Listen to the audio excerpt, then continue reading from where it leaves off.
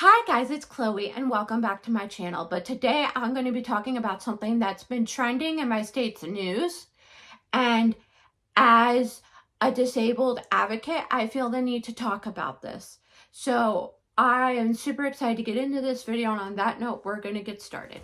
So for those of y'all that live in my state, if you know, you know, but I'm going to get into everything about this. But basically, my state public school system has something called GNETS, not to be confused with gnats, which are the little bugs that bite you over the summertime. GNETS. So G as in good, N as in no, E as in everything, T as in trains, and S as in save.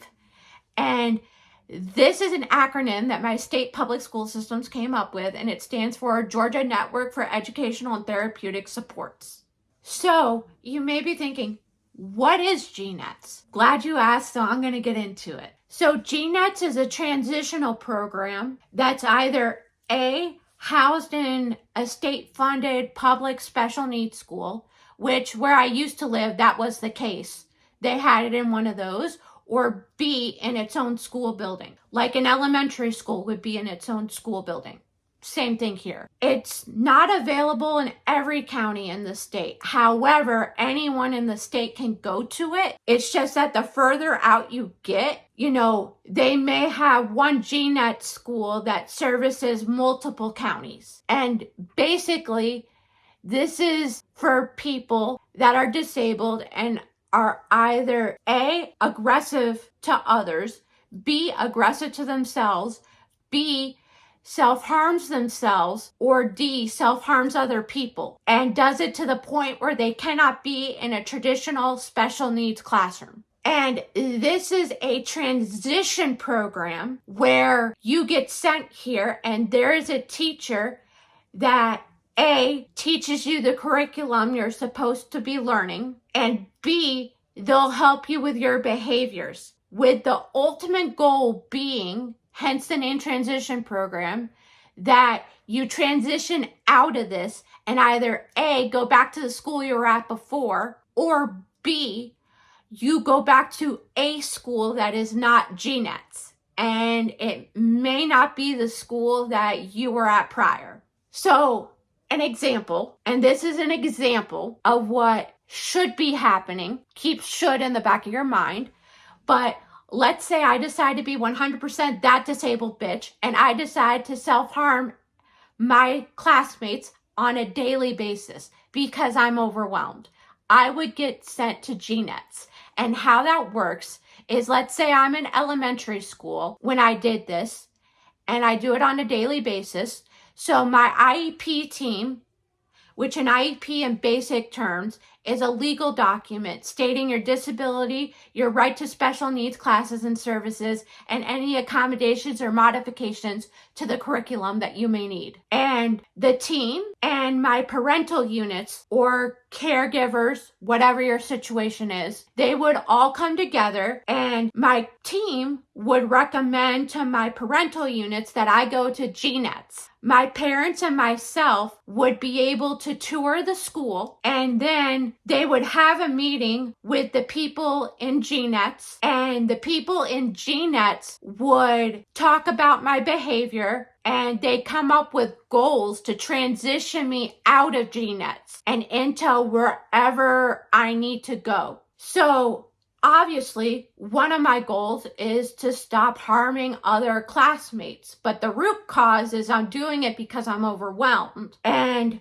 my GNETS teacher, they know how to do deep pressure. And let's say the deep pressure really helped me. They can do the deep pressure on me. They see a decrease in my behaviors and they keep doing it. And then eventually, I'm able to go back to my other school because I don't get as aggressive anymore because I've learned to do what works for my body. However, this is not what's been happening, and I'm going to talk about what's been happening, and I'm going to use an example. So I'm going to talk about me again, and let's say I was in elementary school and I cried every day in my special needs classroom, and my special needs teacher can't stand it anymore, and they call a meeting with my IEP team and my parents, and they say, your child's crying every day. We recommend sending them to GNETS. It's the best thing ever, blah, blah, blah, blah. And they'll learn to, cope with their crying and how to deal with it, etc. And my parents are like, okay. And they just sign off on it. Then my parental units decide to go and tour GNETS and find out it's nothing like they had mentioned. And basically, though, they have no choice but to send me here because they signed off on it. They end up finding out that the GNETS team just decides to throw me in there without having a meeting discussing my, behaviors and any goals that they want to implement to transition me out of GNETS. And then when I start, my parents come to find that I am not learning the curriculum and or how to cope with my behaviors. And I'm going to go through everything that went wrong in that scenario, as well as other things that they've been doing as well. So, yes, some special needs teachers are sending disabled individuals there, even though they don't meet the requirements. So me crying every day in class is not a requirement. However, being aggressive to everybody on a daily basis is a requirement. B, the IEP team hypes everything up and says it's the best thing ever, and parents sign off on it when they know it's not the best thing ever. They just don't want to have to deal with the kid, so they'll just hype it up so the parents will agree to it. But parents, do not agree to anything before you do your own research. And you are allowed to say that. You are allowed to say that you are not going to sign off on anything until you do your own research.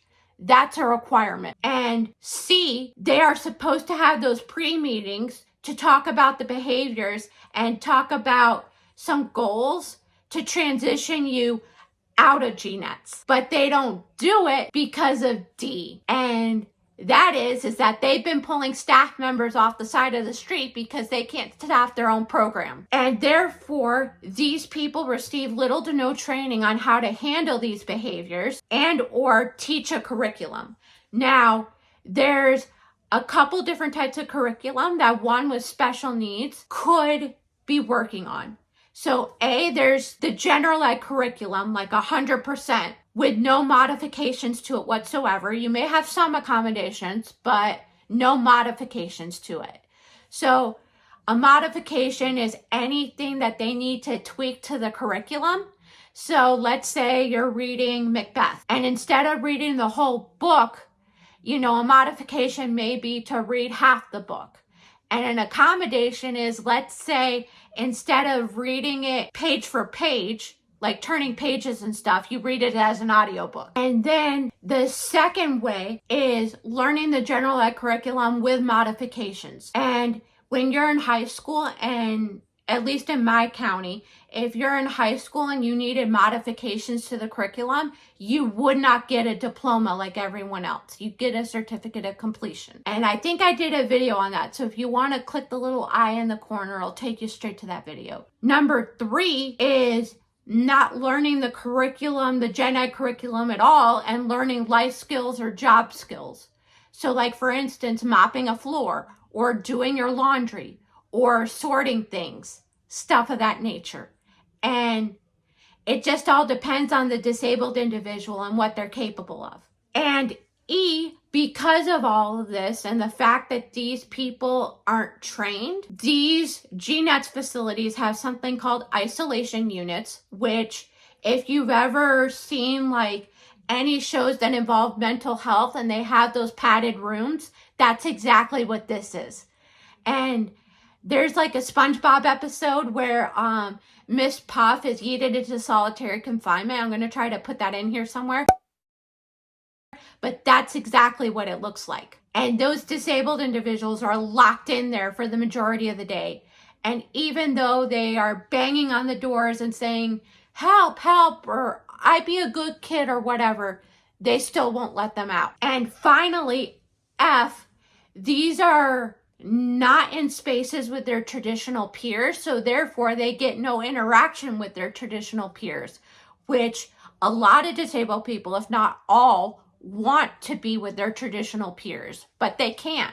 So now what's been happening is, as a result of all of this, the disabled individual ends up coming home, because this is a day program like school, and they end up coming home worse than when they started with GNETS. And after they leave GNETS, they feel a lot better, because the conditions are prison-like and very harsh and abusive. So parental units found out about this, and they decided to sue the Department of Education for GNETS. And it's gotten to the point where a couple of counties in my state, the one I used to live in included, decided they're no longer going to offer GNETS, and instead are going to come up with something different, which bravo to them. And that's it. I thank you guys so much for watching this video and cannot wait to see you guys again soon.